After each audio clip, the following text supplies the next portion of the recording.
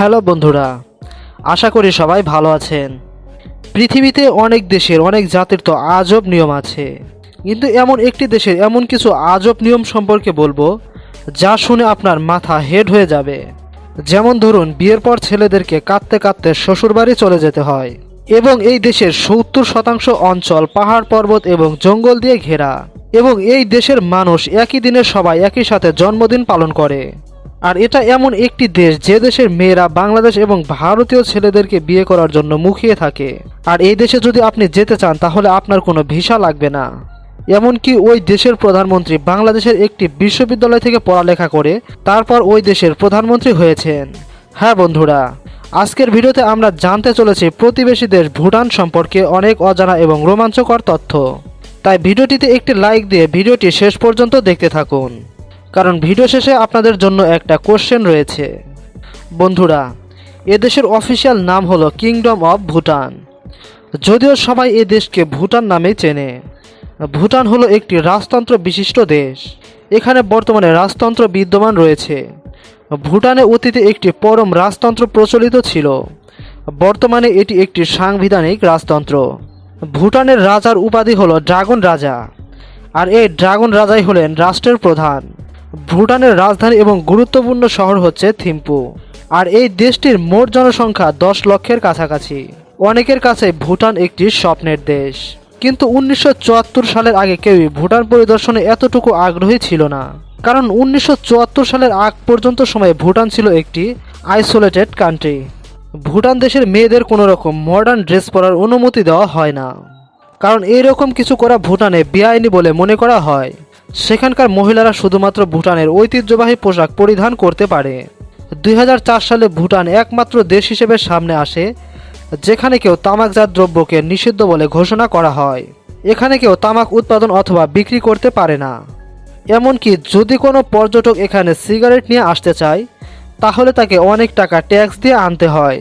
বন্ধুরা, আপনারা এটা জানলে হয়তো অবাক হবেন যে ভুটানের মতো একটি সুন্দর দেশকে পৃথিবীর অন্যতম গরিব দেশগুলোর মধ্যে ধরা হয়। কিন্তু বিগত কয়েক বছরে ভুটানের উন্নতি চোখে পড়ার মতো।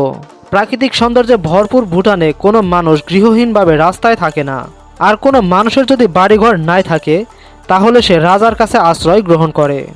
এরপরে রাজা তাদেরকে জমি এবং বাড়িঘর দেয় যেখানে তারা স্বাচ্ছন্দ্যে থাকতে পারে।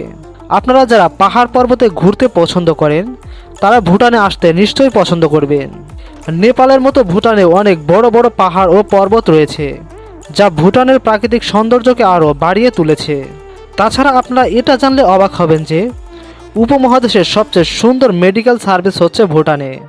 এখানে সকল প্রকার চিকিৎসা বিনামূল্যে দেওয়া হয়। বন্ধুরা, ভুটানের বর্তমান প্রধানমন্ত্রী বাংলাদেশের ময়মনসিংহ মেডিকেল কলেজ থেকে ডাক্তারি পাশ করেছে এবং ডাক্তারি পাশ করার পর সে ভুটানে গিয়ে মানুষজনের সেবা করতে শুরু করে।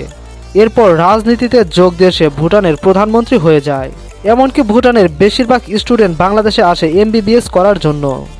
বন্ধুরা, আশ্চর্যের ব্যাপার হলো 2001 সালের আগ পর্যন্ত এখানকার মানুষ টেলিভিশন এবং ইন্টারনেট ব্যবহার থেকে বিরত থাকত। 1960 সালের সময়কালে ভুটানে বৈদ্যুতিক তার ব্যবস্থা এমনকি মোবাইলের চলন ছিল না। ভুটানের মানুষের জীবনযাপনে বুদ্ধ ধর্মের যথেষ্ট প্রভাব দেখতে পাবেন। ভুটানিরা তাদের ঐতিহ্যকে অনেক বেশি সম্মান করে এবং সেখানকার রাজারা তাদের ঐতিহ্যকে নষ্ট হতে দিতে চায় না। এখানকার মানুষের প্রধান ধর্ম হলো বৌদ্ধ। আপনি জানলে অবাক হবেন যে ভুটানের রাজধানী থিম্পুতে আপনি একটি ট্রাফিক লাইটও দেখতে পাবেন না। বন্ধুরা, ভুটান এমন একটি দেশ সেখানে আপনার জন্মদিন যাই হোক না কেন তা পালন করা হবে একই দিনে। আর ভুটানের মানুষেরা এই নীতিতেই বিশ্বাসী। তারা তাদের জন্মদিন পালন করে বছরের প্রথম দিনে। ভুটানের কোনো স্থানীয় পুরুষ বা মহিলা অন্য দেশের নাগরিকের সাথে বিবাহ করতে পারে না। এখানে বাবা মায়ের সম্পত্তির উপরে ছেলেদের পরিবর্তে মেয়েদেরকে দেওয়া হয়। এখানকার যুবক যুবতীরা চাইলে একাধিক বৈবাহিক সম্পর্কে আবদ্ধ হতে পারে, তবে সেটা অবশ্যই নিজ দেশের মধ্যেই। আর যদি আপনি ভুটানে যেতে চান তাহলে আপনার কোনো ধরনের ভিসা প্রয়োজন হবে না। কোনো ধরনের ভিসা ছাড়াই আপনি এই দেশ ভ্রমণ করতে পারবেন। এদেশের 70% বন জঙ্গল এবং পাহাড় পর্বতে পরিপূর্ণ হওয়ায় এখানকার বেশিরভাগ অংশই শুধু সবুজ আর সবুজ। ভুটানের জাতীয় খেলা হলো তীরন্দাজি বাতি চালানো।